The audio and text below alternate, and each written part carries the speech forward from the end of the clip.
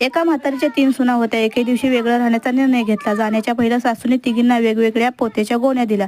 त्या गोण्या वेगवेगळे नाव लिहिले होते. जिला जी गोणी पसंत आहे ती तिने घेऊन जावे.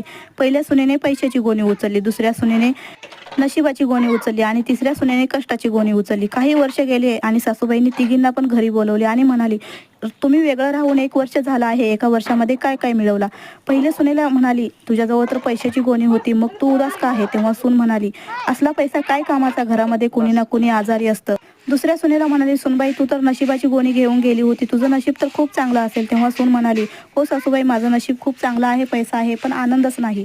आता तिसऱ्या सुनेचा नंबर. सासूने तिसऱ्या सुनेला विचारले, सुनबाई तू तर कष्टाची गोणी घेऊन गेली होती, कष्टाने खूप मिळवले असशील. सासूबाई, दिवसभर काम करते पण कमाईच होत नाही. सासू हसू लागली आणि म्हणाली, नशीब, पैसा, कष्ट हे तिघे एकमेकाचे साथी आहेत. तात्पर्य, बिना कष्टाचे नशीब चमकत नाही आणि बिना नशिबाचा पैसा येत नाही. या गोष्टीची सहमत असाल तर जाताना रामकृष्ण